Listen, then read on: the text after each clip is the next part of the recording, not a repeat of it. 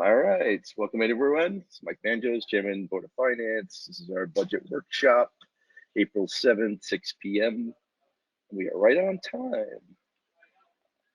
Please allow me to confirm the members, staff, and anticipated participants are present and can hear me. I will ask the moderator to confirm the digital identity of each of the aforementioned participants.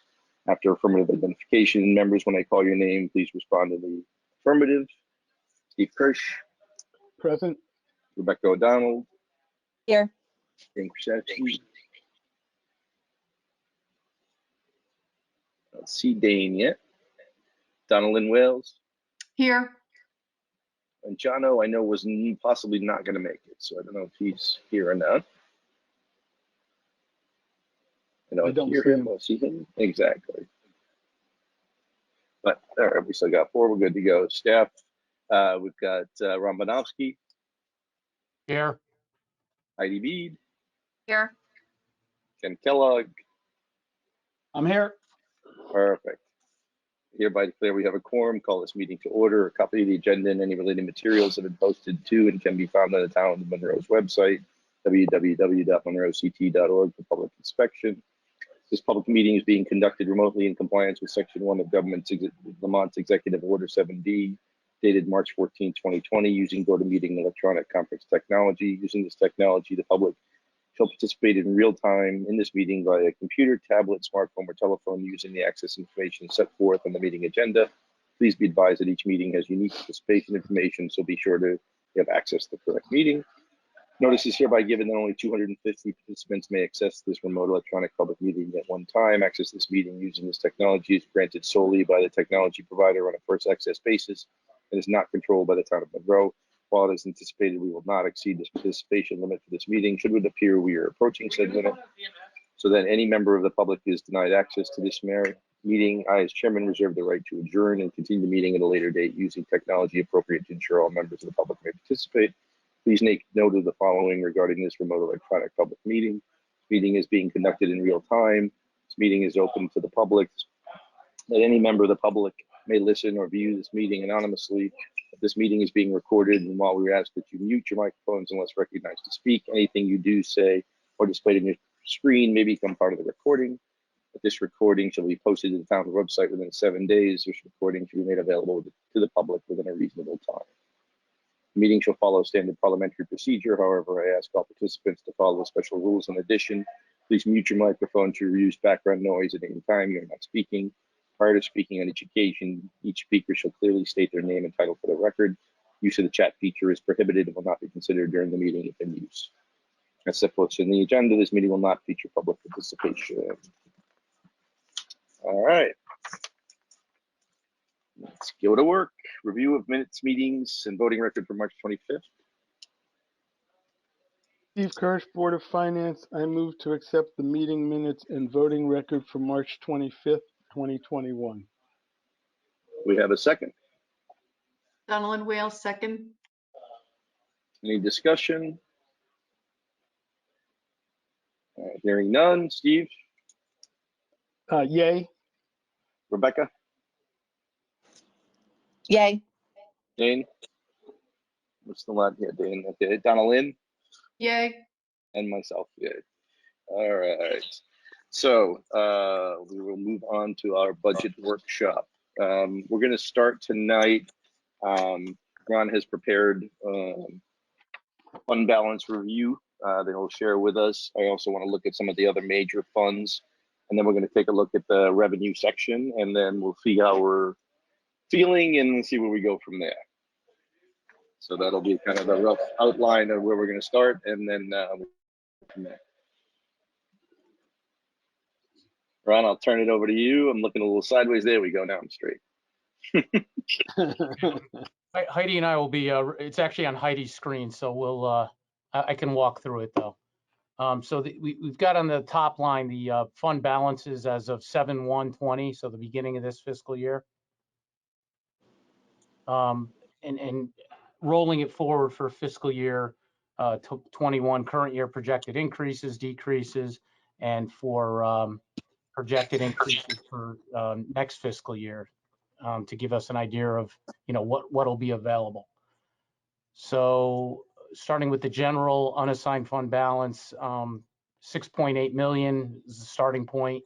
So the first line there, tax collections in excess of budget. That's actually where we are actual over budget right now. So we're in decent shape. We're gonna, We had as done that low budget to assuming we were going to use fund balance, right? correct. Just so everybody's clear. Right? Okay. All right. So the other revenue accounts are just other, projection of where we should land. And again, it's a conservative projection, net in all other revenue accounts. Some revenue accounts we're actually going to exceed budget, some significantly, and others will fall short.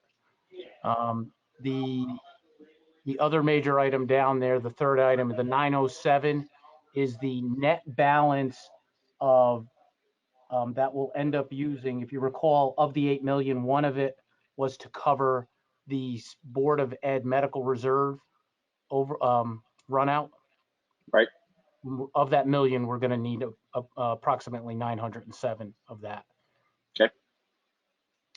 And then I'm assuming at this point that's all run through. I mean, we're done with that, right? it is that's a pretty tight number.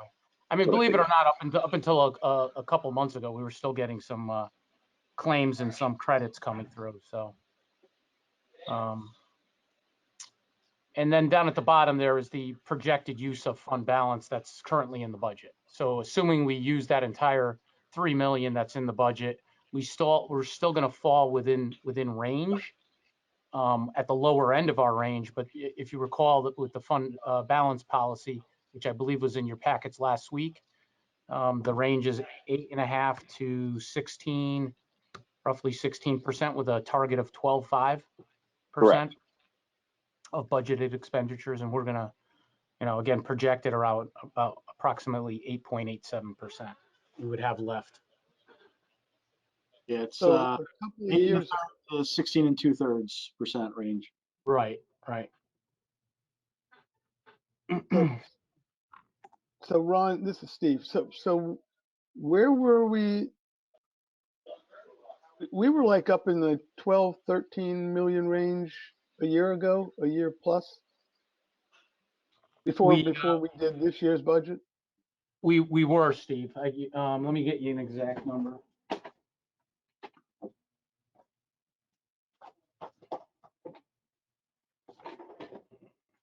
So,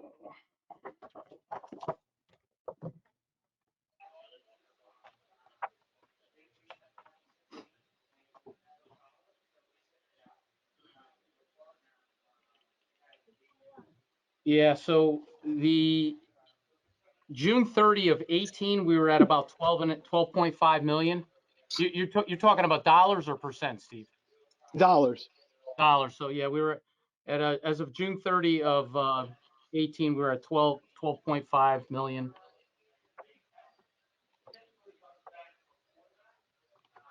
And so now we're projecting at the end of this upcoming fiscal year to be at 7.9? It's hard to read on the screen. No, at the beginning of this fiscal year, we're looking at 10.9. Yeah, June 30 of 19, about 13 million. So we went from 12.5 to 13, and as of 7/1 of 20, we were at 6.8, and we were low there because 8 million of it was assigned for the budget in the prior year. That's Right, why that yes. 6.8 million for starters was low. So as of Okay, July, but what he's showing here is as of July 31st this year, we'll be at 10.9. We're going to use 3 for next year. Projected gets us down to 7.988. Yes, and maybe I wasn't clear, but that was my point, Mike. Is at the end of the fiscal year for which we are doing a budget now, which would be June. Yeah. So just so everybody's clear, 2022. Right at the end of 2022. Right. 7.988. Okay. Right. 8.87%. Right. Perfect.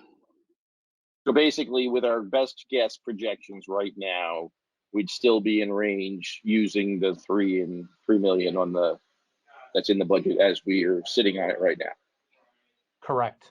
We wouldn't break our policy or have to adopt anything different. Correct. All right. Anybody else have again, obviously, these are estimates, but we're pretty good at them because there's not that much more revenue to come in over the next couple months. So I would assume we'll be pretty tight to this. Barring a surplus at the end of the year on the budget side or on any side of the budget, we might come up a little higher. Obviously, we're not going to go any lower than that. So if anything, it'll go up a little higher, correct? Exactly. Okay. Anybody have questions on this? Because obviously I know we don't often do these kind of roll forwards, but we're not, only last year and this year have we really used fund balance in this level. So I wanted to make sure everybody was understanding the impacts and where it leaves us, all things considered. Anybody else have questions on fund balance? Mike, it's Rebecca. I don't have any questions, but take me forward, right? So we can't go any lower with this. So how do we start building it back up? I think that's what Very makes good me a little- question. That makes me nervous It's very, look at somebody because looking the forward. I love climate that. is still crazy. The climate is still crazy. So let me mention a couple of things that are of interest but unknown.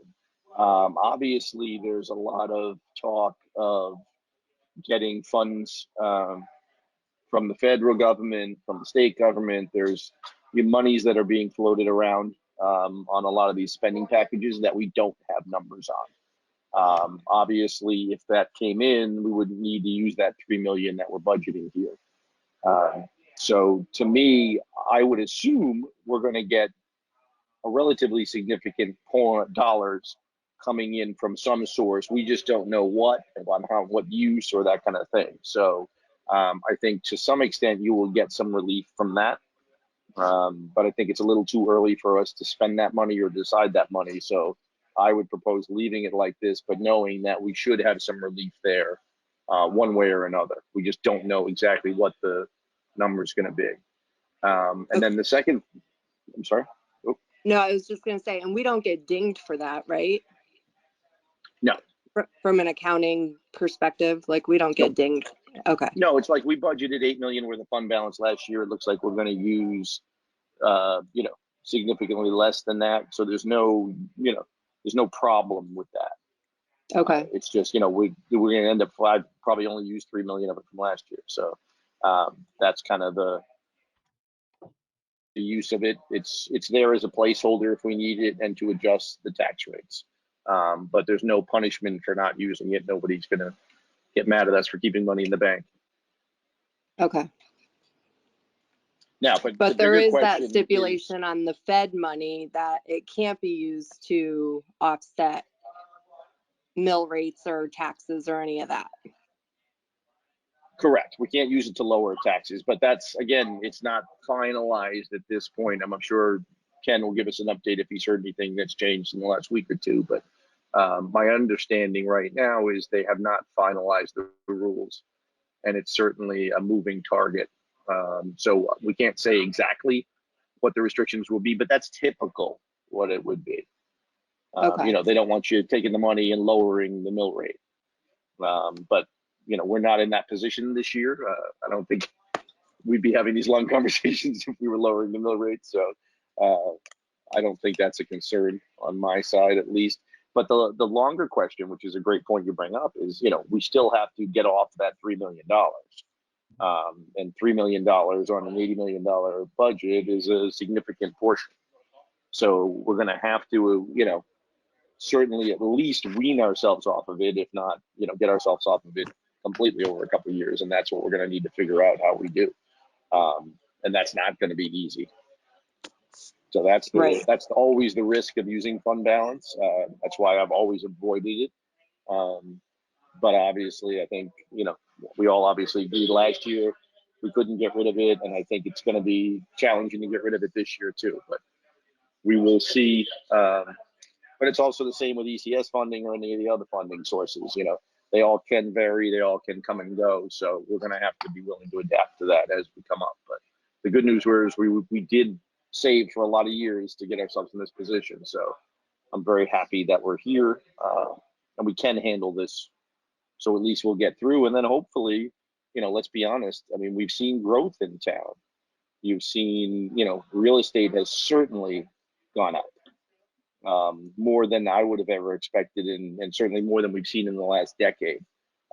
So I would assume, we will see grand lists start creeping up again down the road too, which will also help us replenish some of that without changing that mill rate. Mike, I can give you a quick update on the. Thanks, Ken. On the I was hoping you'd jump in. plan.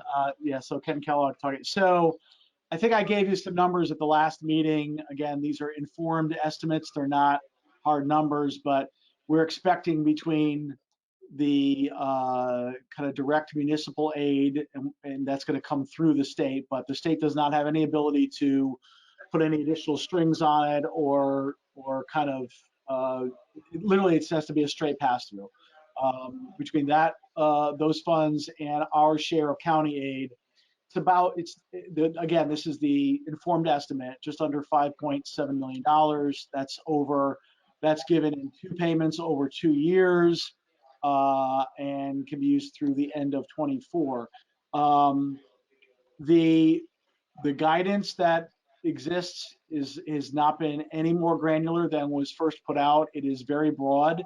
We continue to be told that the intent of the legislation is to be very somewhat liberal in how municipalities can utilize these funds. They're not trying to be overly restrictive.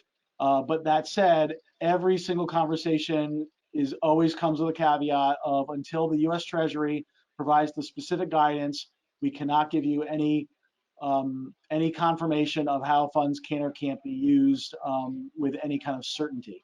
So we are still waiting on that, and we've been further told that we should not expect that guidance until the end of April or early May.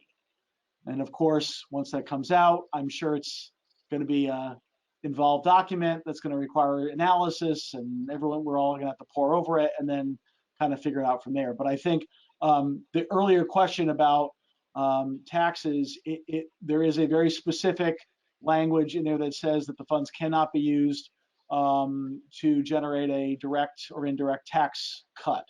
Now, certainly there's been all kinds of conversations about, well, what if we use it for that? And it's really not, we're not directly doing a tax cut, but it does reduce a burden somewhere else. And so all these questions, everyone's saying that's a really legitimate question, and we think the Treasury is going to want you to be able to use it in that scenario, but we don't know until the guidance comes out. So basically the update is we don't really have much of an update other than a timeline of when we think we might get the specifics, which again could be as late as early May at this point. And for what it's worth, I agree with all the prior conversation. I think, yeah, we clearly, we need to migrate off of the fund balance. I think we all used it for valid reasons at the start of this pandemic, and we're still in that mode. But yes, we have to have a path out as well. And hopefully these funds can be used to address that in some fashion. Okay. I know what in on conversations with other municipalities, they have asked the identical question of, we used fund balance in the current fiscal cycle, can we use any of these funds to replenish any of that? And the answer was, it sounds reasonable to us, but we can't say for sure until Treasury comes out with the rule. Right. No, I mean, it would seem like the logical approach to, if you blow your savings to cover a crisis, you should be able to replenish those savings. Right. And keep it budget neutral, which would be my intent. Okay. Anybody else? Anything on the fund balance before we move on to TAR or Town Road Grants? That's fancy. I hate when they change the names on me when I usually learn all the acronyms. Well, it's because Ron combined 2 grants together. He's being very liberal. Yeah, so just to be clear there, Mike, it's town aid roads and municipal grants and aid, and they have the exact same restrictions on them. So we just account for them in the same fund. Got it. Okay. It's, I think the how the state funds them is different. Ken, you probably know more on that end than I do, but that's but from our purposes, once we receive them, they have this, they have the same restrictions from our end. Got it. So again, All the right, you want to roll, walk us through that then? Yeah. yeah, so the roll forward similar are anticipated, we've received most of the 529 in revenue in the current year. I think we're waiting for the municipal grant and aid portion. The road expenditures are year-to-date expenditures plus any remaining appropriated and unspent funds. So that would leave us about 505 available.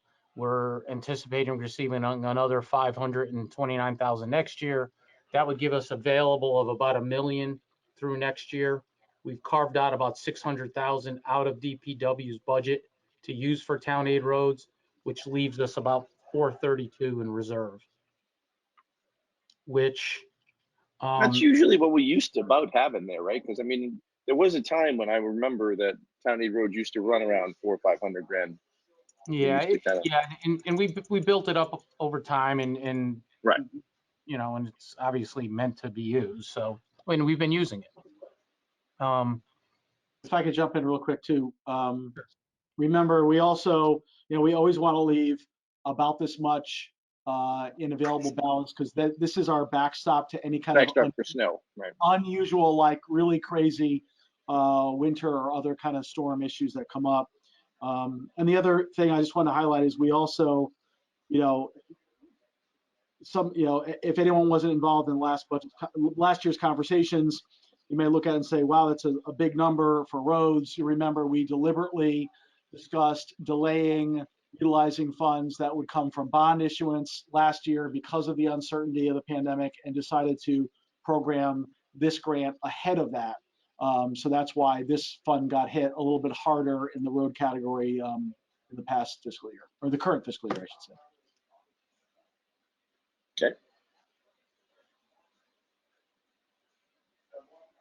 Okay. That's pretty much it on the town road grant All fund. right. Any questions on the town road grants?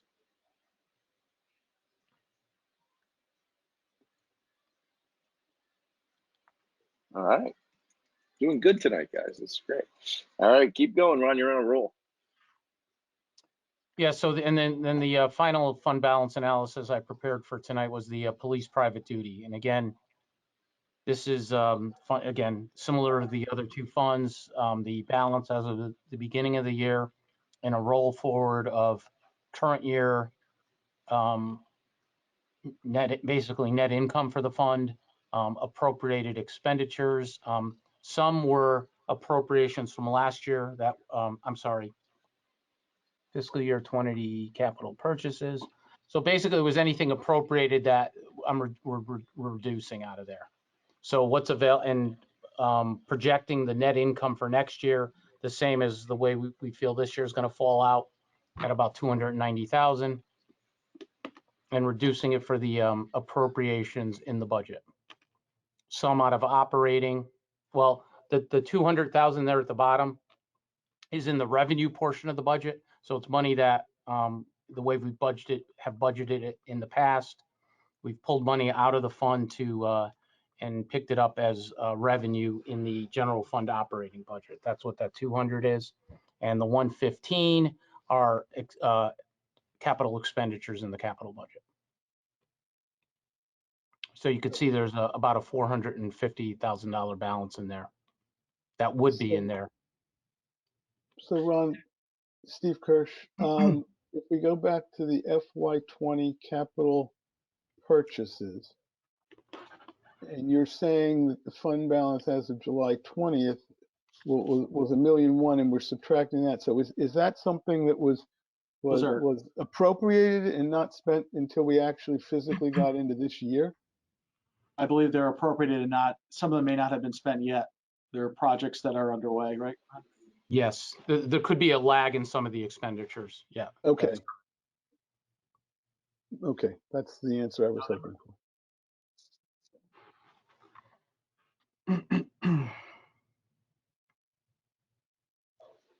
And the operating expenditure, so, and you said both the 200 and the 115 are the same quantity that we took out in the current fiscal year? Yeah, so if you go to the 200, you would actually find in the revenue portion of the Right. operating Okay. budget.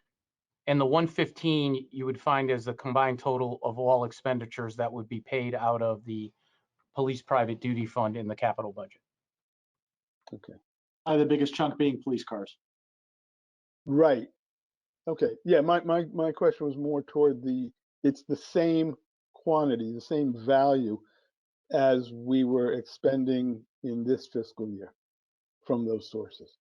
So no, I think we actually in the 21 budget we raised the amount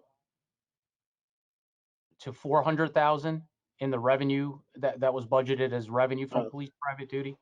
And typically in the past, Steve, we would budget about 100,000. Last year obviously was an outlier as far as a budget year went. And we, when you guys went, when the Board of We Finance went, tapped every Yeah. well there was a to lot of tap. the revenue, but we knew we had funds available in police private duty, so we did increase that appropriation of assigned fund balance into the general fund from police private duty, if that makes sense. Yeah, it Hopefully does. explaining I it just didn't, clearly. it makes sense. And I just didn't remember what the value was for this year, what we did at this time a year ago. Okay, thank you.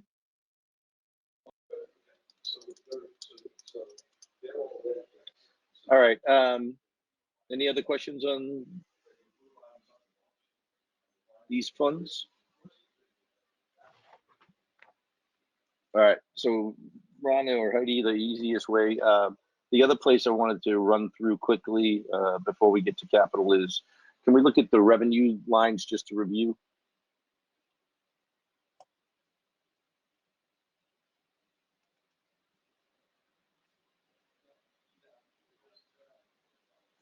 I think Heidi prepared a nice, I think she prepared a nice analysis for you too.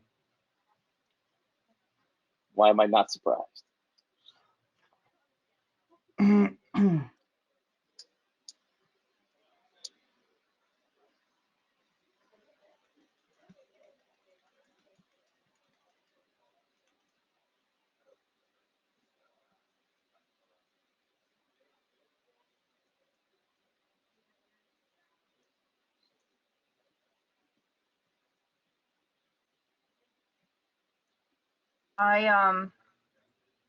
At Ken's request, I did a history of the revenue for the last, going back to 2018, just so you could see how it's evolved.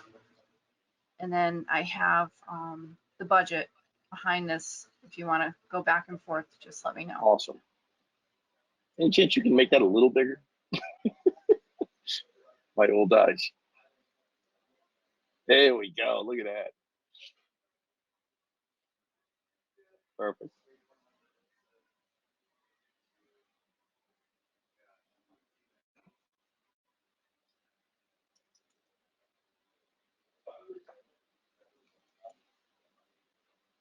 Mike, just to make a note, and the revenue budget's on, I believe it's pages 19, 20, and 21 of the budget in the budget book. Right. If anyone wants to follow along that way. My budget book is very conveniently sitting on my desk at home.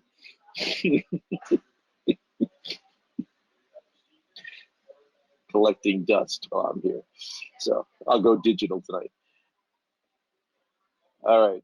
Do you want to walk us through the lines, or what's the easiest way to hit this?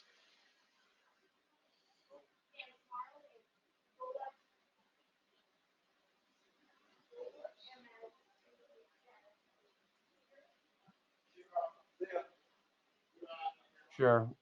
Mike, what were you, No, I just want to let's look at, I mean, obviously, supplemental is something that, is somewhat fairly consistent, I believe. But let's just look at what we've, just looking back a couple of years. So 876 and 20. I think we came back a little bit closer to normal, but not all the way. Right. Okay. yeah, let me,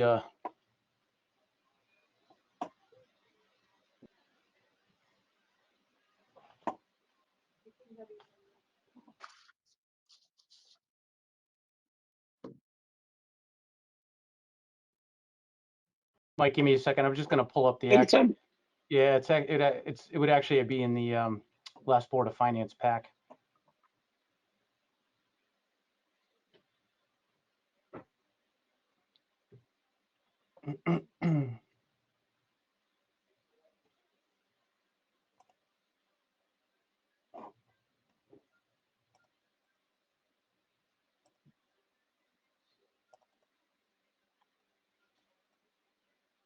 So Heidi, this report we're looking at is not in the budget book itself. Correct. This is 'Cause extra credit. I do have my budget book out. This is extra credit.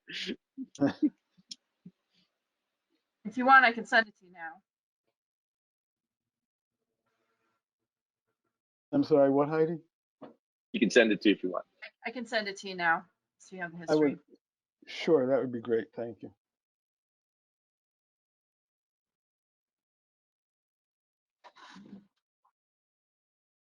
And just for, everyone on the meeting that doesn't have access to it, we'll be posting it with the budget documents.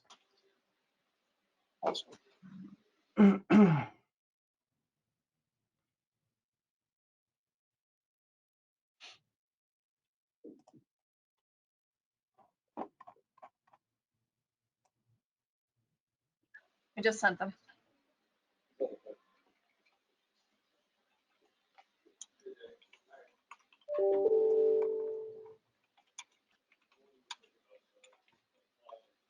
So what were we looking for, the supplemental year-to-date this year? Yeah, supplemental year to date. So through,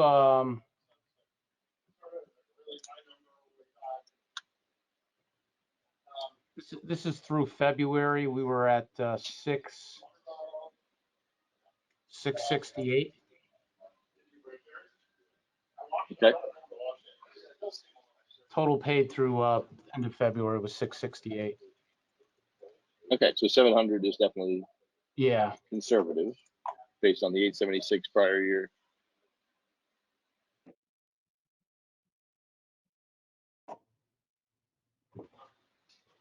Okay. And what's prior year looking like right now?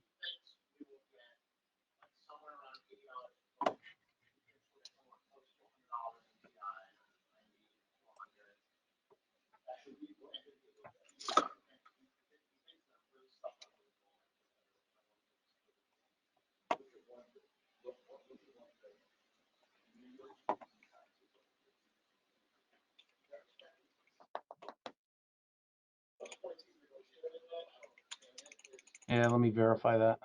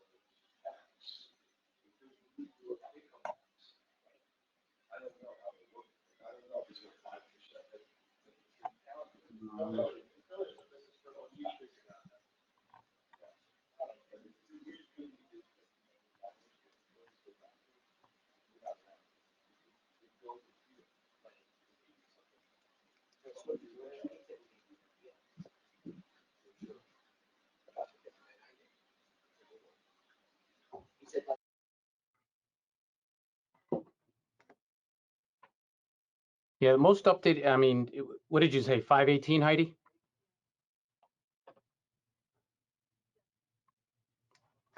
$518, Mike. Okay. Right. And I know the interest numbers are terrible, but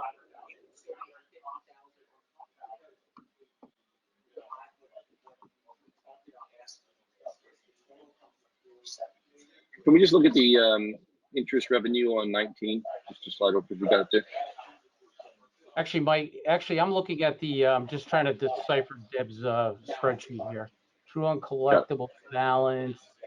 Actually, is Deb on? Yes. Yeah, she was on. Yeah. Yeah, Who's there? Did you get my report for March 31st?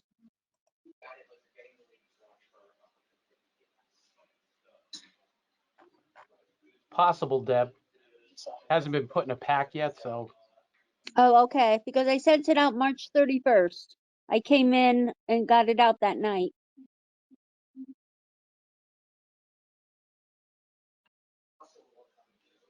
It should be in your email.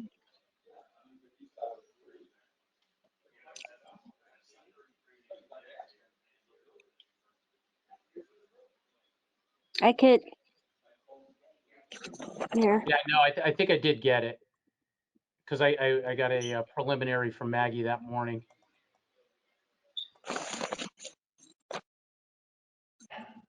So Okay, yeah, that's it. That's March 31st. It's up on the screen now. having trouble rotating. Oh, here we go. Rotate on the card.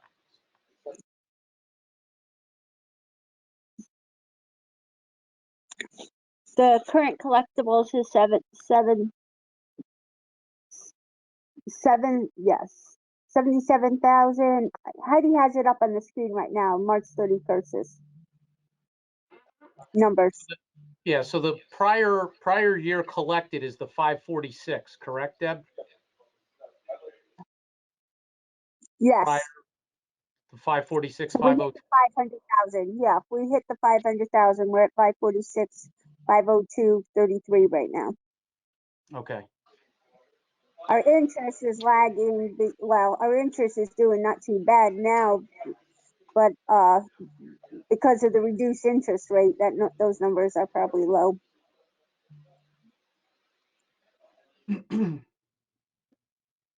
What's the interest at now? Where my, again, this thing's really it's a little small. 122,000. It's almost 123,000. Got it.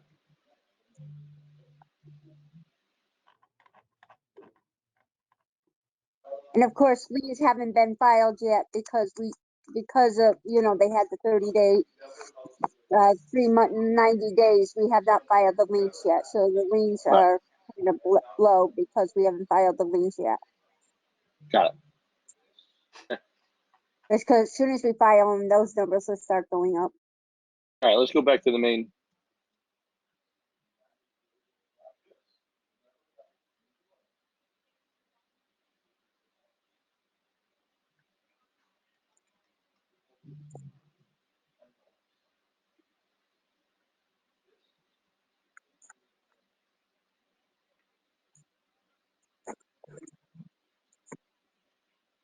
Look at that, beautiful.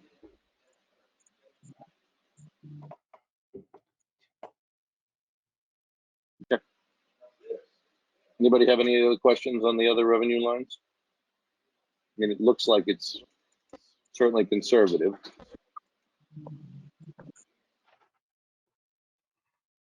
All right, let's slide down to the next.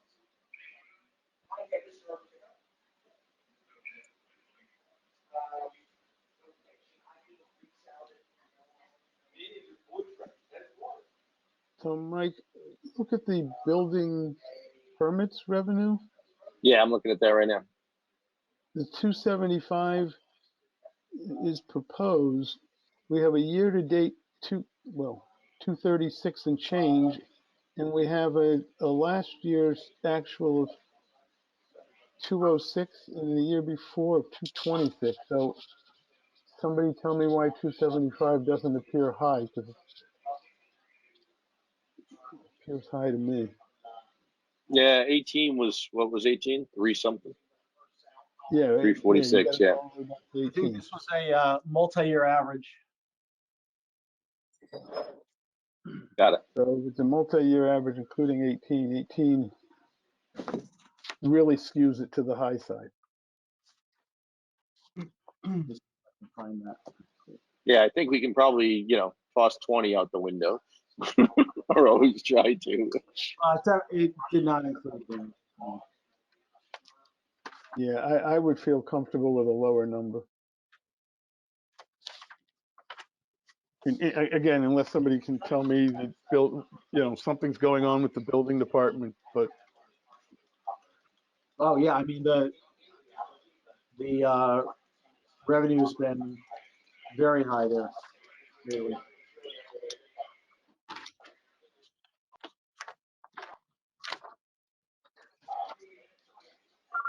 Yeah, I mean, I want to see what I would like to see how they're tracking on a monthly basis, or just to see if it's, is that 236? Was it, because if it's 236 year to date, that's that's certainly going to get them to 275. Yeah, I think there's, and Ken, correct me if I'm wrong, I think there's been a big pickup in activity, and there is an added half position there, make a part-time to a full-time there Yep, within yep, the department. yep. Yeah, so we did a 5-year average of fiscal year 17 through, well, 4 and change, basically, 4 years and change. So yeah, I mean, we had revenues as high as 318 in fiscal year 17, 346 and 18, and it was 207, 204. So Right. this was a multi-year average. I don't necessarily have a problem with the 275 based on what I'm feeling in real estate, what I'm feeling in the valuations of building is going to certainly be higher than it was. There's inflation in everything right now. I hate to tell anybody. Yeah, we were projecting, what did you have in the current fiscal year projection? 275. No, that was for, current year would be 150. Right. We cut everything. that was Yeah, because budget. Which we blew out. that was COVID. We just took everything way down because but the 2 years before we were projecting 275 each year. And that was kind of our normalized number. Yeah, but I believe our actual projection for the current fiscal year is much higher. Do you have that, Ron?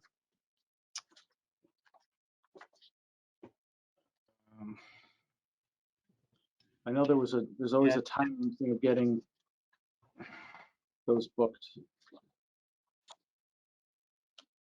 I don't have a.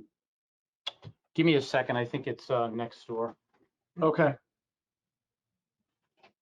I think So Ken, My recollection is we had a projection that was more like 3, but for the current fiscal year. So Ken, is the current projection or the current tracking, is it increasing month over month? Is that what we're seeing? There's been an increase in permit activity, yes. An increase in revenue accordingly. Yeah. Okay, all right.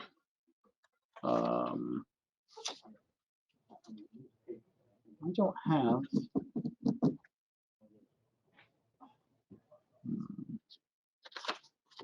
Well, we might as well get I mean, whatever I had in here was an earlier number anyway. Might as well get a current one.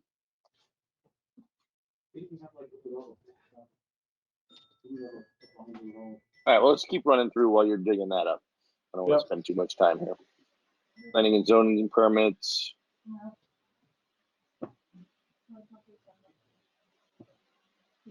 Library permit. Refuse. So what makes up Town clerk revenues? That's fees? a lot of real estate tax. Which one There's is a bunch of that, and we Town all know what's clerk's going on in the fees. real. I'm sorry. I thought somebody asked which one we were talking about, and we're talking about town clerks. Town clerk, yeah. What's a fee?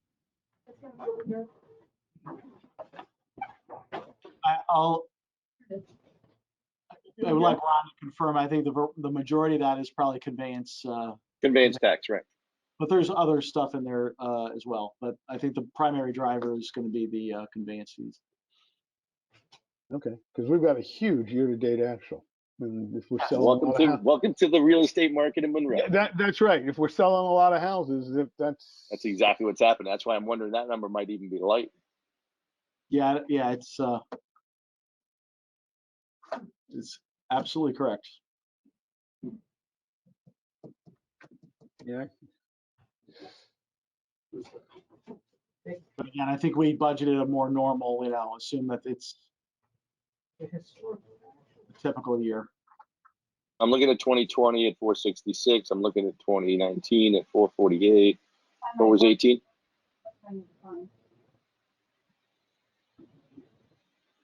We need Heidi to slide it over. Yeah. yeah, I think that 442 looks low based on the actuals. I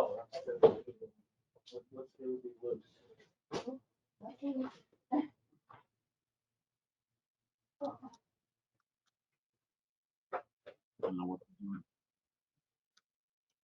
Did we lose Heidi?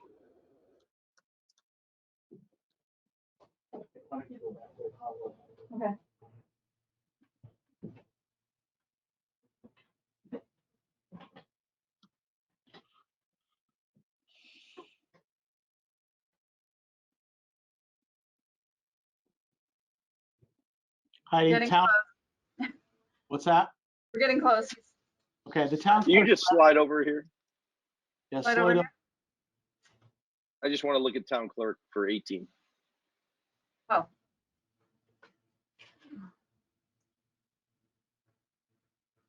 439. Okay.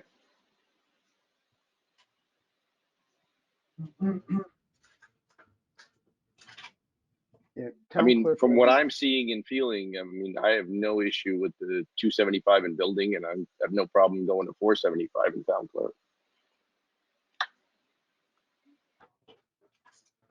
I'm certainly get some other opinions on that. Yeah, I mean, I'm more, I wouldn't mind being a little bit conservative on the building permits revenue and a you see it? little more aggressive on the town clerk's fees. You know, if that all washes out, it washes out.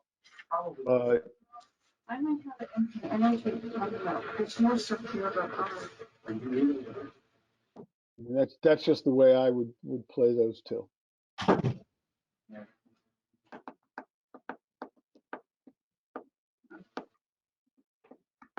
Anybody else? Is Heidi still pulling up numbers? Let me go across the hall, see what's good. Mike, what if we came down on building permits to 260 and raise the town clerk's fees by something, because we've been beating that number, that town clerk's number, for the last couple Yeah. of years, and we've blown it out this We year. blew it out this year because of, again, the So- pricing has, the market's obviously moved. The average price is probably up 15%. So, I mean, there's no reason why you wouldn't think the revenue, and that's the revenue trend we're looking at. So, I mean, to me, 450, 460, I'm 475. But you're that high? Okay. yeah. I mean, I just- without, Anecdotally, I mean, nobody can argue that, transactions are happening, and I don't see this is going to change anytime soon, in my humble opinion. is that 554 through through February or March?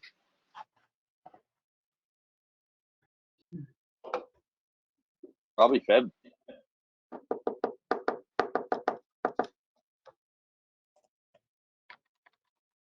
Heidi, when are your fiscal year 21 year-to-date actuals as of?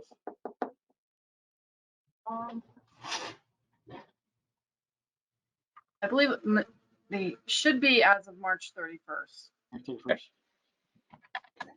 Still big number. And I'm correct that that town clerk fee revenue line is primarily conveyance fees, real estate conveyance fees?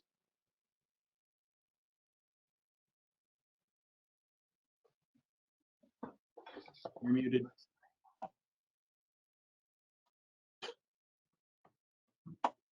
Or I'm Ron? pretty sure they are. Yeah, so There, now we got you.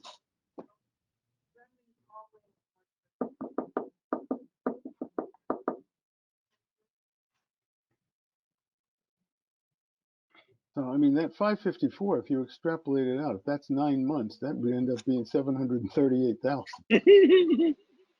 Right. Let's Right? make it And 500. that's the, all right, I won't argue. What were you at 5 something? What did you say, Mike? I said 500. Okay, all Still conservative. right. You're gonna have to update me here because I was just checking. Okay, figures.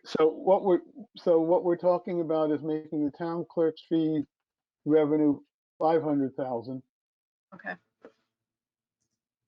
because of A, where we are now, B, where we've been in FY20 and FY19, and C, if you look at the run rate for this current year at 9 months at 554, we would be over 700 something.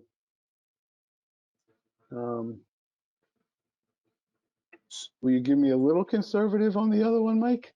Yeah, I So- will give you a little conservative on the other one. I'll give you your Make it 260 if you gave me my Make 500. it 260? Fair negotiation. So, hey, Yeah. Mike, just on the town clerk, so 16, 17, 18, we were 434, 423, 439.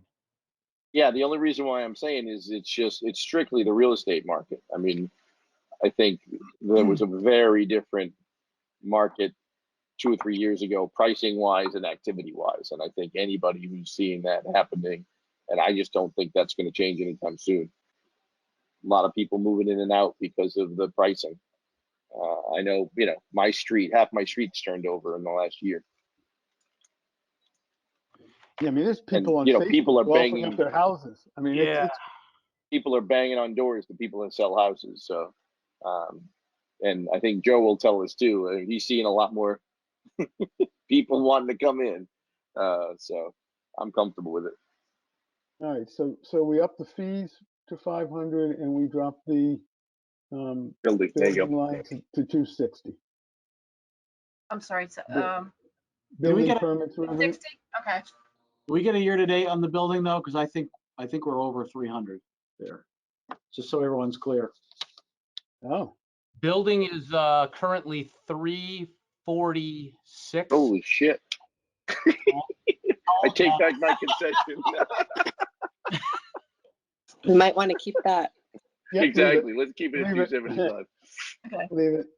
Oh, wait, I'm sorry. I'm Wait. sorry. Okay. Oh my I'm God. sorry. This Time Hold out, on. time out. I was reading the wrong column. Oh, The building is currently 236. okay. Oh. Right. Yes. Okay.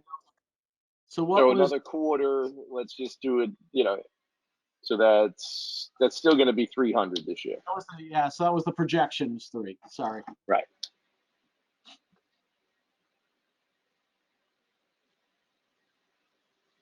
Do you want to keep the 275 or increase it? Well, if anything, I'm a we would- believer in being optimistic, but You're talking about lowering it a little. Yeah, but I leave gave it. Steve a concession. Yeah, Mike, let's leave it for now. Perfect. Thanks, I Steve. think. Good. Go for it. Done. Yeah, if we're gonna hit 300, I mean, we have another month at least to get data before, do we? Correct. And also, I mean, if you think about it, the building probably generates a lot more revenue the second quarter than the first quarter, I would think. I mean, the fact of the matter is we can get a mid-month, number Sure, before tracking, we make make a decision. I would Yep. agree.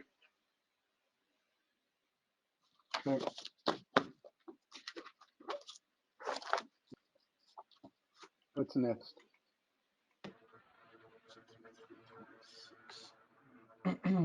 What's next? So talk Health, I think. about the Board of Education cost sharing. Why did we only have a year-to-date of 2.6? Does that come in multiple? Payment. does. Yes, it Yes. does. Comes in 3 installments, Three payments. 25%, 25%, 50%. 50%, right. And when? So that's Last one the comes first. in at the end of the year is 50%, right? Yeah, I think I So want to say it's the that latter part of represents this 2 month. payments. We've received the first 2 payments. Okay, fine. So I can give you a quick update here. So my original budget, which council passed along, had a number that was based upon our ECS, our programmed ECS reduction for the, for the prior years, are kind of like continued programmatic reduction that the state was on. The governor's budget, flat funded ECS for all municipalities for fiscal year 22 and 23. And all the due diligence I've done in speaking with, Connecticut Conference of Municipalities and some folks from our legislature, I think, everything I've heard is that there's a degree of confidence that the legislature is not going to change the governor's recommendations in this regard. So unless something changes between now and your final vote, I would be comfortable, I would certainly be comfortable going with a flat number, which would be about $176,000 increase in revenue, which would certainly help. Would certainly help. 176 above the number we're looking Yes. at on the screen? Yeah. Yeah. So basically, we would bring the almost 5.1 up to the 5.273. Right. I think that to keep it flat funded, and correct me if I'm wrong, Heidi, I think it would be 175,907. Is that which is the 176? Basically. Yeah, that sounds right.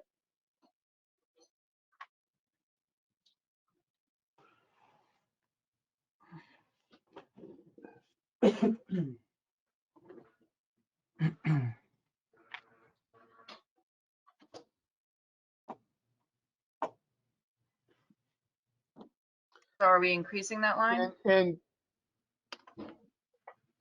Yeah. so Ken, when do we get confirmation of that? Not until the budget's done, The state passes the budget. Yep. Right. So Lord you're not knows. which is going to be too late for our decision, correct? Always. Yeah. correct. Yeah, it always is. We always have to. But I think, there's been prior years where we've had far less Guidance, yeah. confidence than it's certainly not a done deal or certainty, but I have a lot more confidence than I would in prior years based upon what I've heard. Well, I think not only what I heard, but the situation of the schools, and I don't think anyone's going to really advocate for not fully funding schools after what happened last year. Can't imagine anybody wants to make that argument. Right. Right. I mean, there are some communities that were actually getting their ECS increased year over year. So flat funding is Conservative. not advantageous for them. However, those are the same communities that are seeing dramatically more funding coming down from the feds for schools and the municipalities in general. So,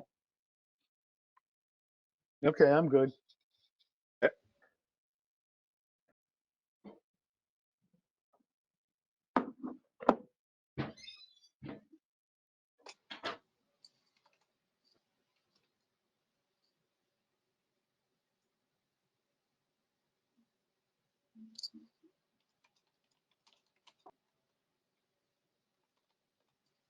All right, what's next? Nothing of nothing. nothing. Stabilizations. All right, Parks and Rec.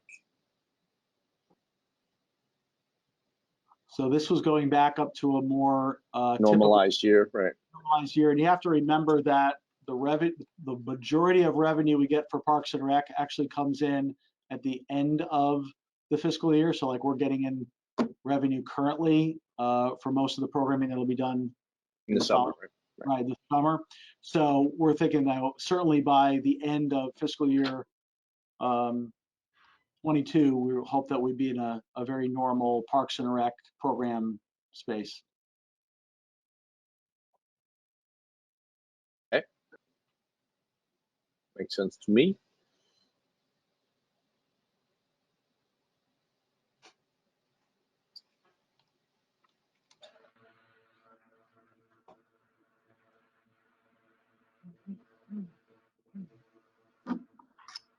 Okay, and now there's the police special duty revenue, the question that I asked Ron earlier in his response. They're the values. So, okay, makes sense.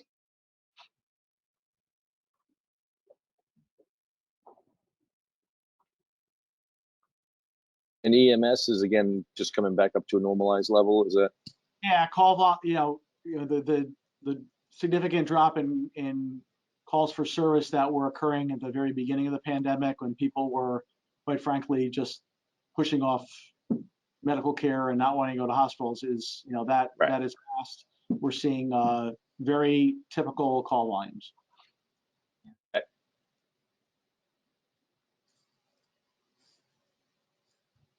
Do we think we're gonna get in this current year, we're gonna reach that 496?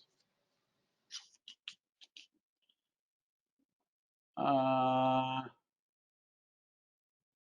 don't have a current. Do you have a current number on that, Heidi or Ron? I could pull it up quick.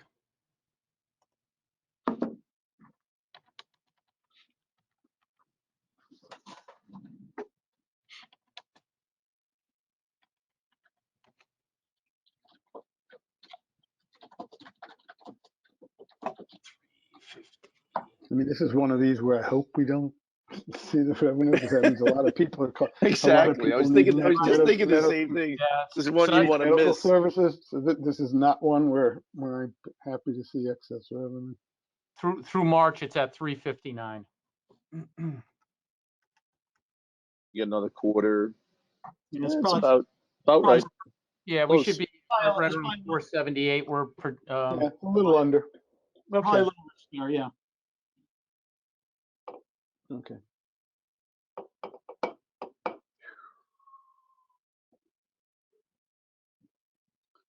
And obviously, we know investment revenue. Yeah.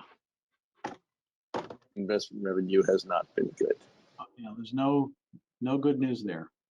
No, and there's no indication it's going to get any better. Correct. I don't know. I wouldn't be shocked if you see rates tick up in it. Yeah. 6 to 9 months. I would not be shocked. Yeah, but by how much? I mean, Yeah, it doesn't take much to make it. no.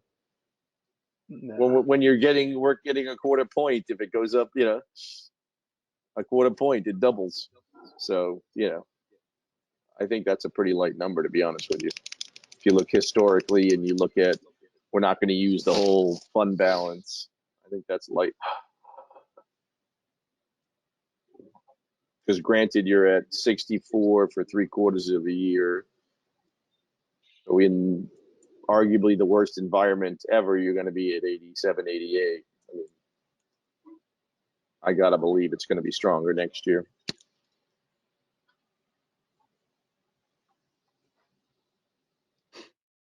I'm all right with that number for now.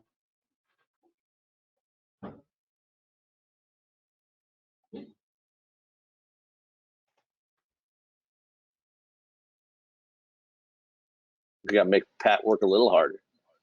I think Pat's been pulling out, rabbits already. I mean, there's just not a lot out there. I can't fault what he's done. You're playing a game with a hand tied behind your back. That is for sure. All right, what else? Keep going. Keep going.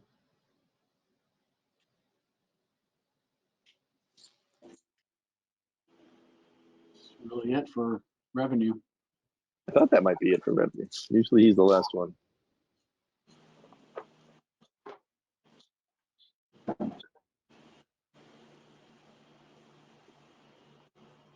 All right. Anybody want to go back and talk about any other ones, or are we comfortable with what we got there? I'm comfy.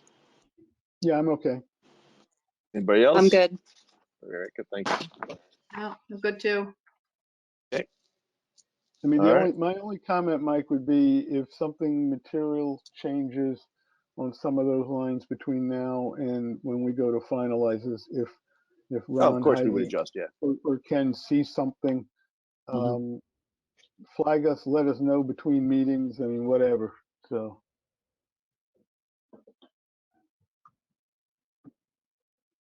Okay. All right. Heidi, you want to bring up capital? I just want Ken to walk us through this, see if there's any questions. Somebody has on particular things before we.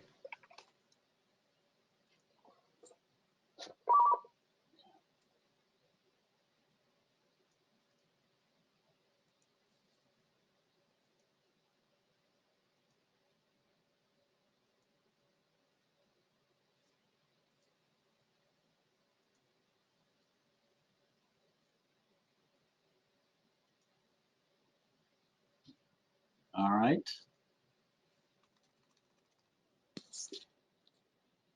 So I think Ron actually went through the Board of Ed items at the last meeting, if I recall. Yep, Right. we did. So Let's just look at the town stuff. yeah, with the town stuff. So, I mean, a lot of this stuff is, or, prior years, oh, hold on. Can't see the screen here. It's changing. Hey, Ken, Yeah. or Mike, it's Rebecca O'Donnell. Can I just ask a quick question? Because Please. so when it comes to, and I just want to know if there's any history. Okay, so I'm not suggesting anything. I just want to know when it comes to transportation on the Board of Ed side, has there ever been an analysis of or a plan? Did Monroe ever do its own transportation versus like sourcing purchasing it? I know. buses and at one point a long time ago we looked into it. And as far as owning the buses and doing all that kind of stuff. Yeah. But Did it ever make sense? Because I know it some didn't towns like. then, but it would certainly be something Okay. that I would love to take another look at because it's an interesting, concept for sure. Even if it was, even if, and I know, based on what was spoken at the last meeting, like they've been great partners. So I don't want to disrupt anything. I just want to be sure when it comes to, that's such a big expenditure that I Huge. want to make sure we're always checking it and making sure, yes, sourcing makes sense versus should we own, a bus or two and can we, employ a driver and, do any of that? Does it make sense? And if so, should we plan that in? Yeah. Just to give you a heads up, this is Joe Cobza. Thanks, Rachel, Rebecca. Yeah. Our RFP with the bus company, Ron, if I'm not mistaken, this is our last year of the contract coming up. Correct. We'll be going out. We would be going out for RFP, probably sometime late fall, I imagine, early winter. But something we can look into. The one thing I would just caution. I know, it has been done in other towns, and it's been really, really it was really disruptive. I don't know how successful it was from the standpoint, from an educational standpoint. But I don't know all the factors that went into that either. So. Okay. I mean, I know once the asset is past its prime, a lot of towns look to sourcing it because it's, cost, prohibitive, but, or effective. But I was just wondering if Monroe has ever looked into that. Would have preceded me if they did, for sure. Okay. Rebecca, can I just ask, Rebecca, you're talking about one or two for limited transportation or doing the whole system?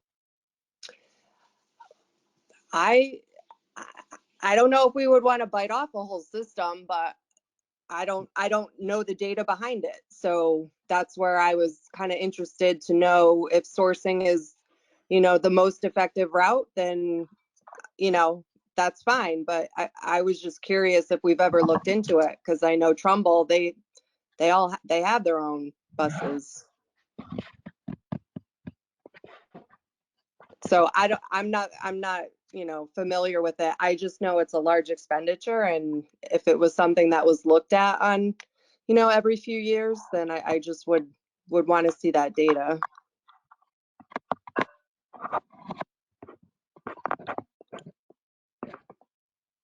Certainly an interesting thing to look at for sure. I can talk to I could talk to the superintendent in Trumbull too and get some info there. I know it was problematic in Shelton, but it is a good question if we're talking about the whole fleet or if we're talking about a few vehicles to help subsidize some of the special transportation. I see where you're going there, Rebecca.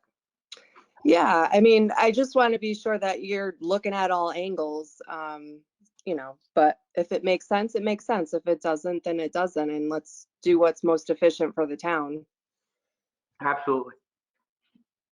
Sounds like something good for a new purchasing agent to tackle. Correct. That would be quite an analysis. I'm just thinking of the insurance, the labor. Oh yeah, union. no, it would be. I'm sure Capital someone's done it before, but Yeah, it'd be pretty involved. yes, I'm not saying not it's a worth it. complicated model, but it's a big number. So I mean, Yeah. we model Yeah, out plus- more complicated stuff than that.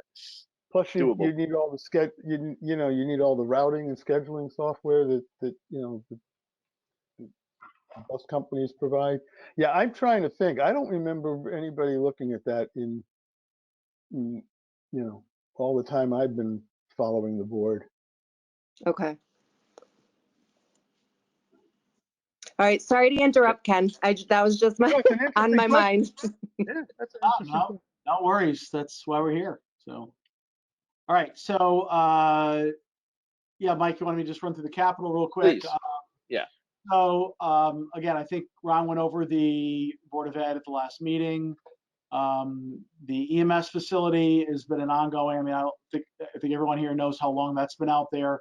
The committee has been working hard, and they've got final bids that are out, and they're trying to digest it all and come up with a final number here. But that's obviously probably the biggest project we have on the horizon.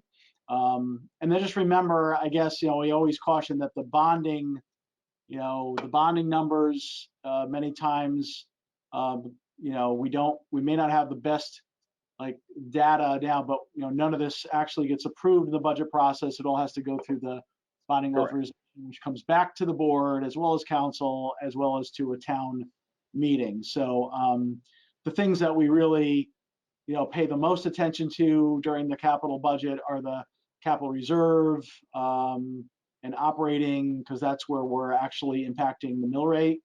Correct. The new ambulance is actually probably somewhat of an exception to that. That's, we have a rolling replacement plan every few years. So we appropriate in the operating budget money every year so that when it comes time for a replacement, we have the funds there. So although that's a $200,000 expense, I believe it's $80,000 that's in the current operating budget, contributing towards that. Is that where we're at, right? $80,000 a year, I believe. Heidi's nodding. So the fire department projects, you'll see two of them for Steve. Well, let me do the Monroe Fire one first. They have on here a new vehicle and a quick attack mini pumper. I certainly don't want to speak for them, but in the council review of their department, they talked about wanting a smaller vehicle that newer members of the department who are would be authorized to drive, as opposed to some of the larger vehicles. So this is kind of a tactical purchase on there.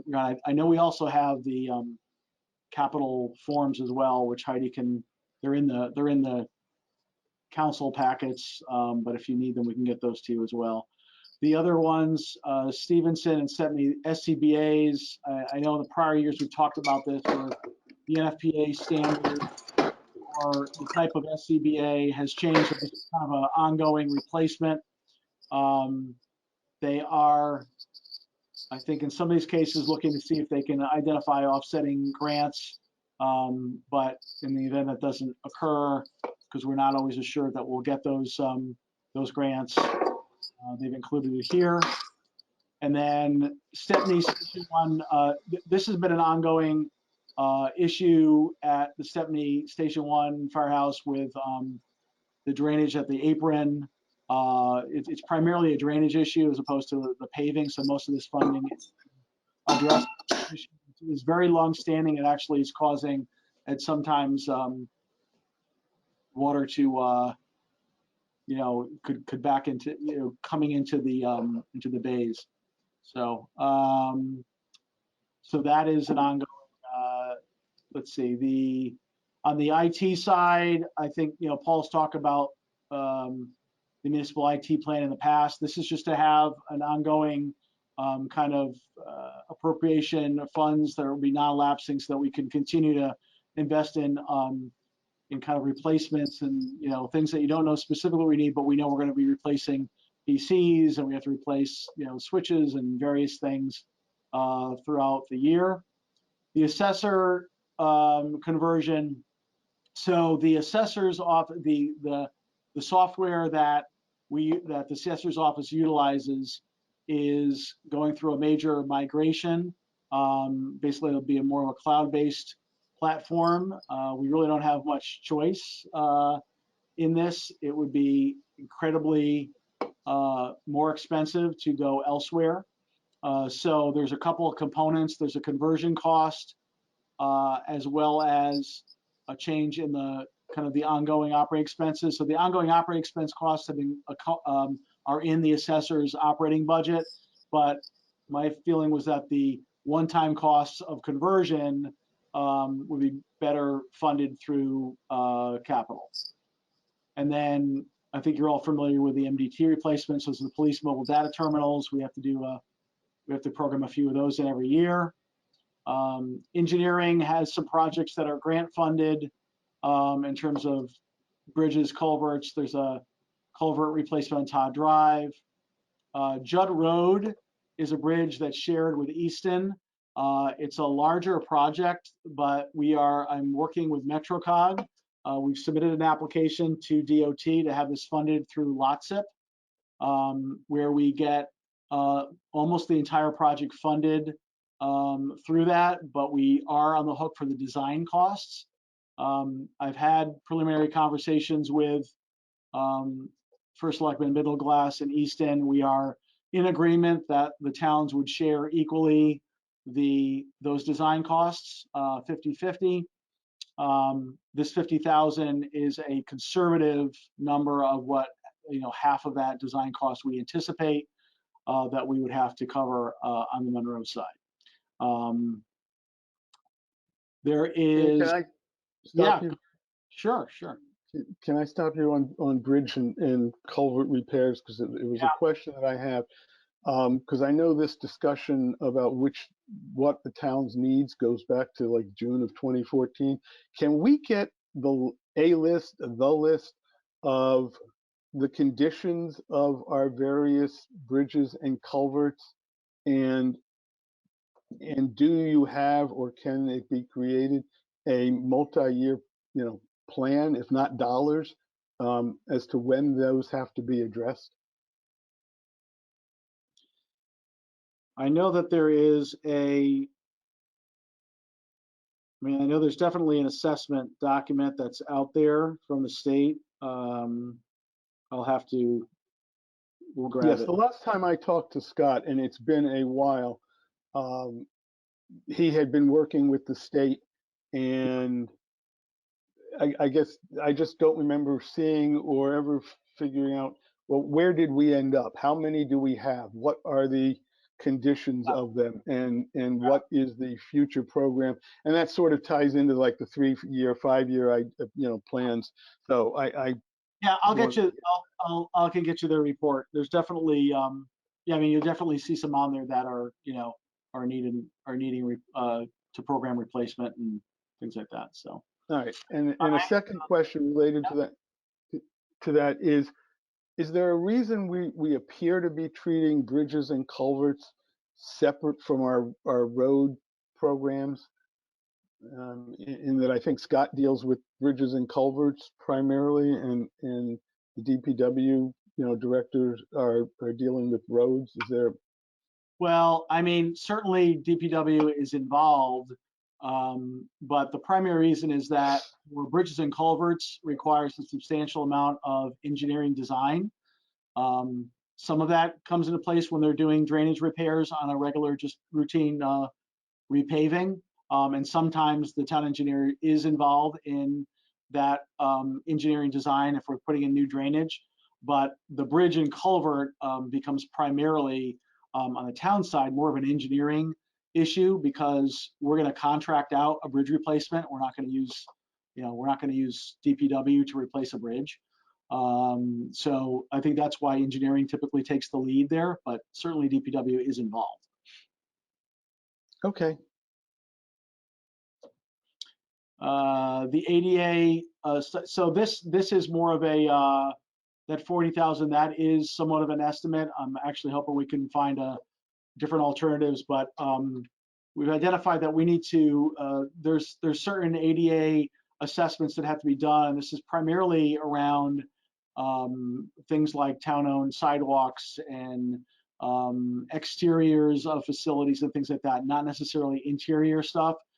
So this is really just, at this point, a placeholder to figure out what, how we can get this done and get this programmed. The Wolf Park parking lot transition area. So this is a bit of a leftover of, you'll recall that I had the Wolf Park parking lot repaved a couple of years ago, and that paving effort kind of stopped at kind of where the transition is from the parking lot to the actual walkway on the pool side, kind of where people would walk into the park near the basketball courts area, and kind of where a lot of the Parks and Rec equipment is stored. And the reason is that we didn't want to pave it at that time because there is drainage work that needs to be done there. That had to be designed out. So the town engineer has created a design for that drainage work, and this 80,000 incorporates that, finishing the paving. And we've also included in there some safety improvements to kind of slightly reroute pedestrians away from where the vehicular traffic would go there, and even kind of put in a low-cost, fence to protect that area, so that we don't have pedestrians, particularly children, kind of wandering into where vehicles are coming and going. So the next item, let's see, we're on the next page, I think, is, so we have again, this is more of somewhat of a placeholder, although we do have some updated information from the municipal space needs planning assessment. Is we'd like to find a more a permanent solution for the senior center parking lot issue. They kind of are in need of an overflow lot. There's some challenges there on that site because of the current septic and where it's positioned. And then there's also an outstanding kind of small addition, but most of a renovation to the senior center, which there was some work that was done a long time ago to come up with a number for that, but it was really, it really proved to be, at least from DeCarlo and Dahl's analysis, more of a back of the envelope based upon what was in the Wilton Fund and not really a full needs assessment and what needs to get done there. So again, this is more of a placeholder at this point of where we would try to identify between bonding and grant funds to be able to move that project up on the list relative to the municipal plan, since that's kind of a standalone effort and not contingent on other things. Going on to the library, we want to begin, it's pretty self-explanatory, a rolling replacement of the computers and laptops. This includes staff and public use. So we need to start, some of that equipment is getting towards end of life, and so we just need to start doing that. And rather than wait till it's becomes one big number, we're going to start doing a rolling replacement. So this is, basically, what are we saying, around, out of the 74, this will take care of it, start taking care of, I don't know what number Paul actually had in there, but unless Ron remembers, it's probably maybe, 12 to 13 of them.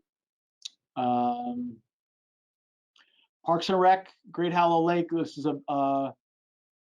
there is a roof that has to get replaced. That's going to be done from, we can absorb that through one of the Parks and Rec funds.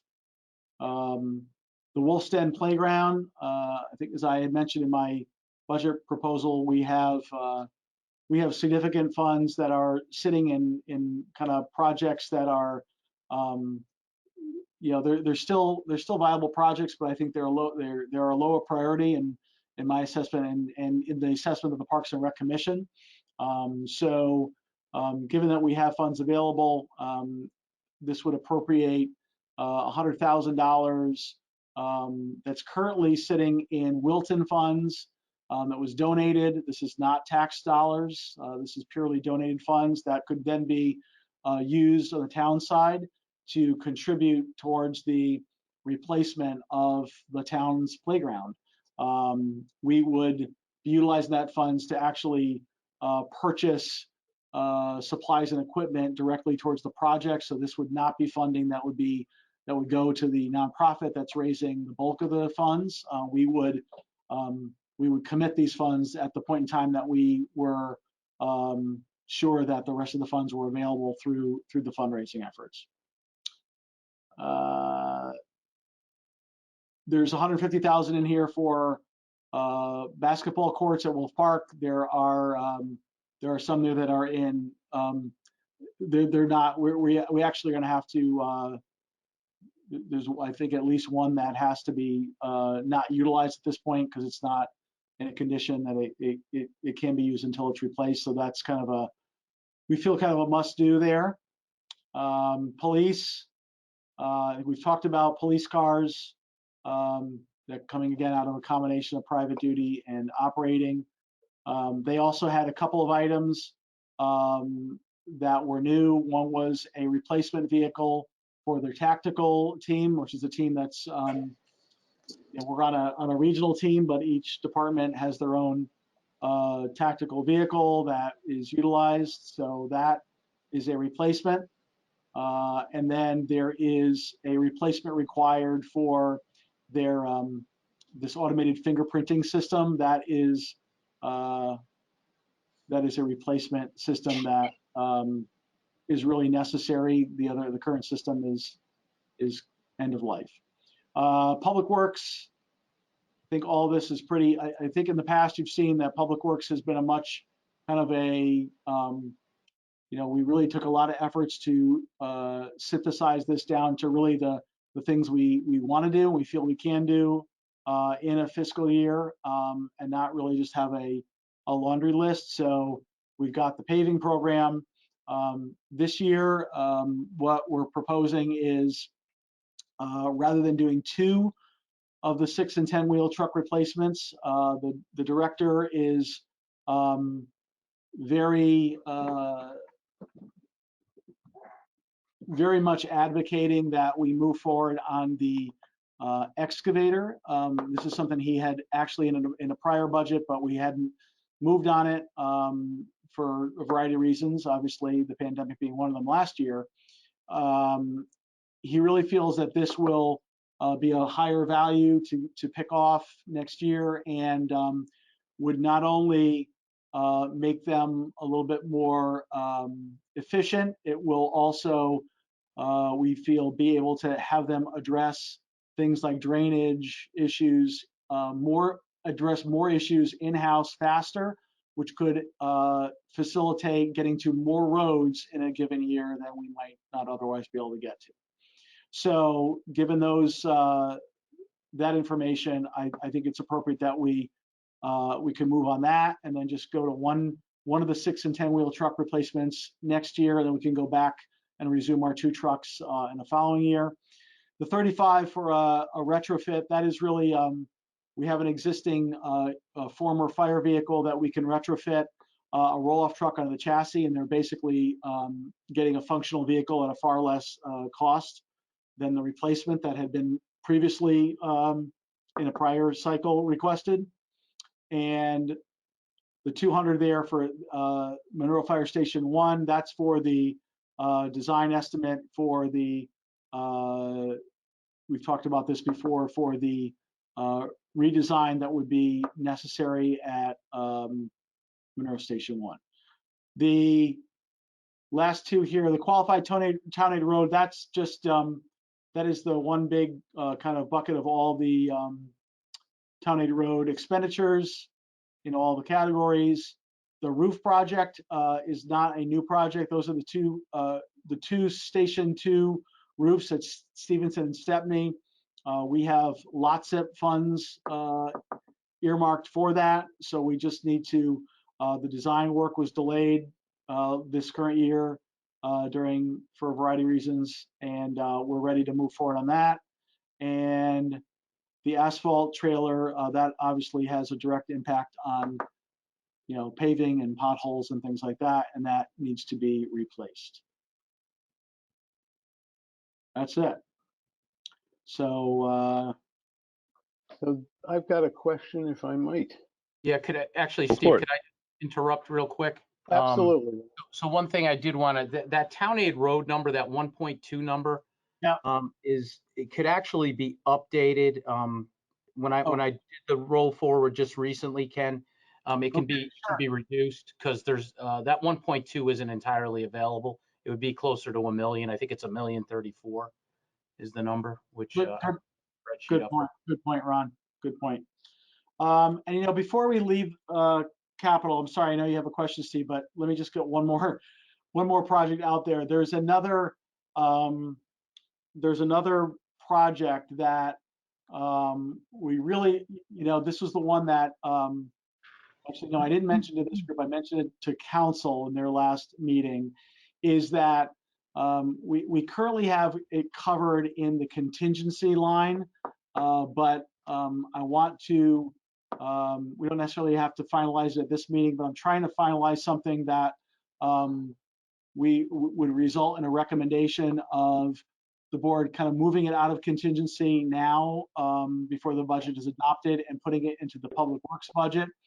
But this would be funds for a project to replace the chiller component of the HVAC at Town Hall, as well as do some energy efficiency upgrades.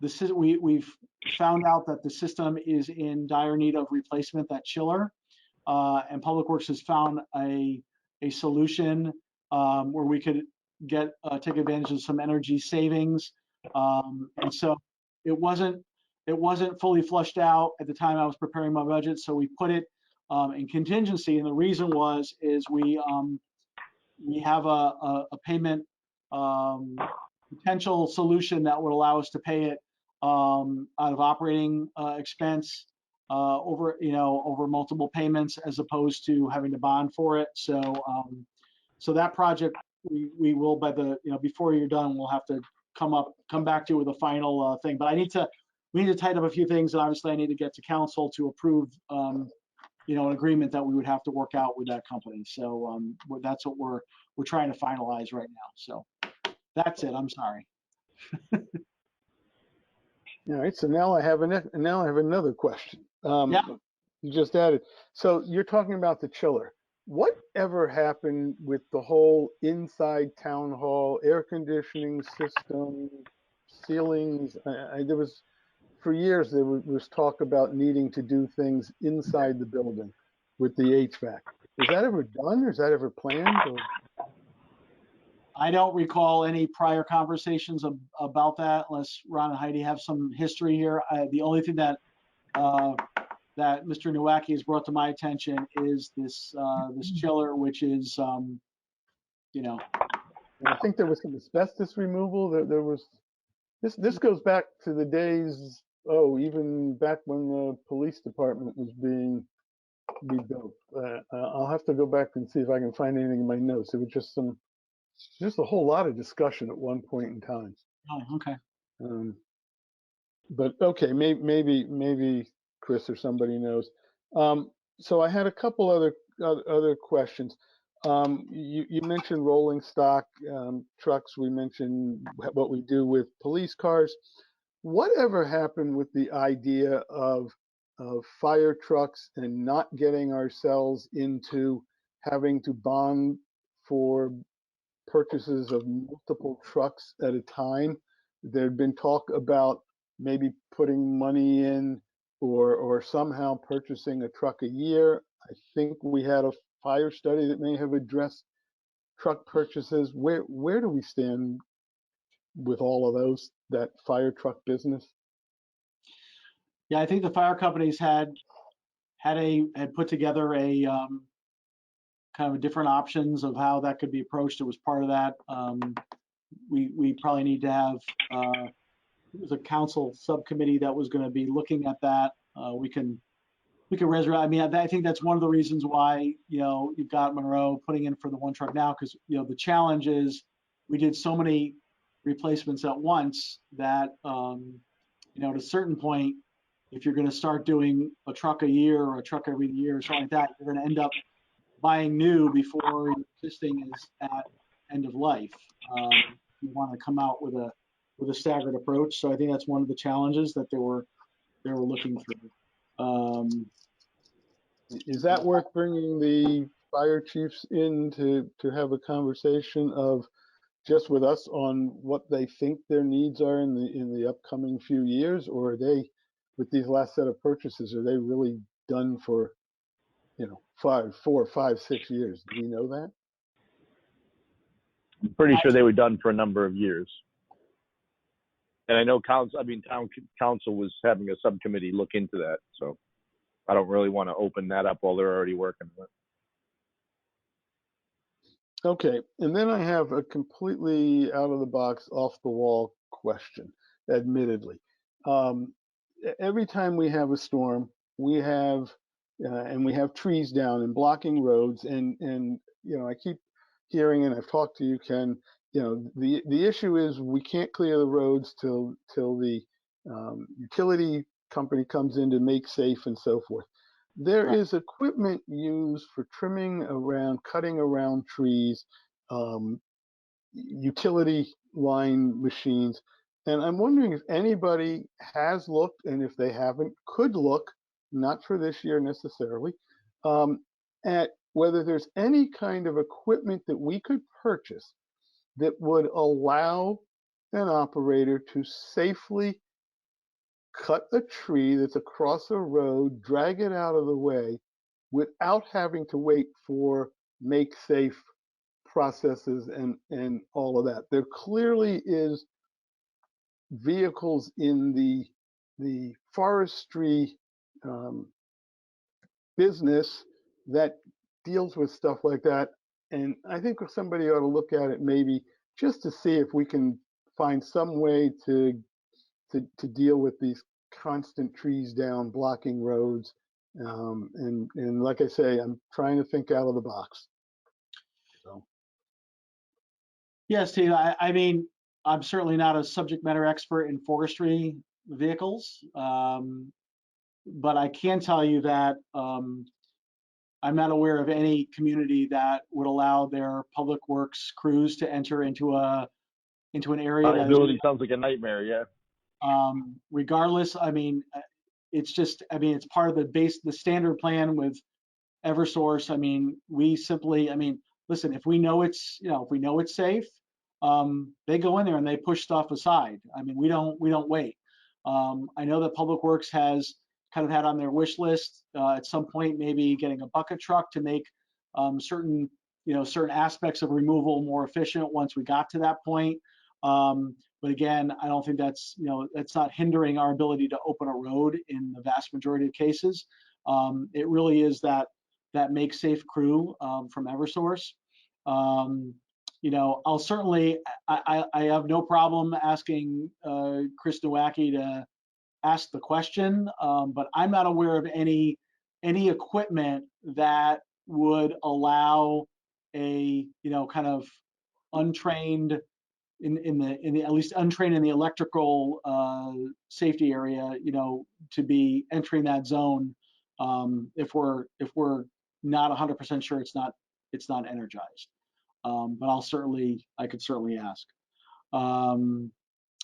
And for what it's worth, I mean, there's been, as the town, I got intervener status on the Pura investigation, and make safe crews were one thing that I and many other of my colleagues in the state have talked about, and I'm hopeful that we'll be seeing improvements in the year in upcoming years relative to the assignment of make safe crews in coordination with towns. So I think that's because I understand the root of your concern is that, let's get the roads open. I couldn't agree more. Okay, I just wanted to mention it. Yep. Okay. Anybody got anything else on the capital side? No. That was about all I had on my agenda for tonight. If somebody else has something else they want to question or ask or bring up. So, yeah, so this is Steve. I know we're not going to get into it tonight, and I'll put some of it in an email. I was going over the road material. First of all, thank you, Ken, for sending out the list of roads in that detail. A couple of questions. So I will have some questions, not for tonight. But the other thing I have related to DPW, on page 165, the highway paving maintenance that we're funding in the operating budget. I know that last year, it looks like we've done it again this year. The director has put in a certain amount of money for the operating budget, and you've replaced a portion of it with town aid road funds. I would still like to see us start, if not, not a big number, but I'd like to see us take the opportunity to add operating money to build that up over time. My concern has always been that, if the state starts pulling back for whatever reason, we're going to be left short, number one. Number two, we were told in 2010 by the first selectman Vavrick that the town would be adding money each year till we got up to, about $1 million. Obviously that hasn't happened. And I just think that would be appropriate. And again, not adding a lot, but if we added a little bit each year. And so I'd like that to be considered. I have one other question also, I think on page 165. It says tree warden operating expense. Is that tree trimming, or is tree trimming someplace else that I just couldn't find? All right, on what page? 165. I see it now, yeah. The 66.5. Right, because it seems to me that that's the number that I remember back in 2019. There was a discussion about the amount of money as the Board of Finance, I was not on it at the time, was discussing tree trimming. You made the point, how fast and how many trees are dying. The director and assistant director of DPW, who I was sitting next to that night, made the comments. And so I was trying to figure out, is that the tree trimming? And if so, maybe we should be adding, again, some incremental spending for tree trimming. So the first question, is that line tree trimming? If you go to page That line 171, is tree removal, replacements, trimming, and renting of, a bucket truck for that. yeah, page Heidi, 171 will give you the detail. Yep. did I miss that? I'm sorry, I apologize. And so again, you have to, and you gotta remember that the town does a certainly amount of our own work, of our own trees, but the tree warden works very closely with Eversource to utilize, because Eversource will take responsibility for any trimming and removal for a lot of trees that are in the right of way, and so we get a tremendous amount of work done through them as well. certainly more than what's reflected here. But yeah, that is the work that we're funding out of the operating budget. Yeah, and I know how much tree work there is. I understand how large that is.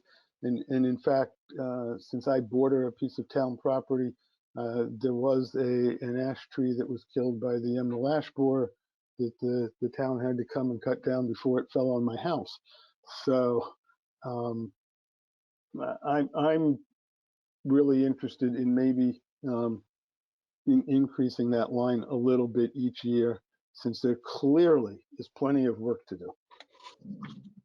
So, okay, we'll talk about it in detail, Mike, whenever it's appropriate to do so.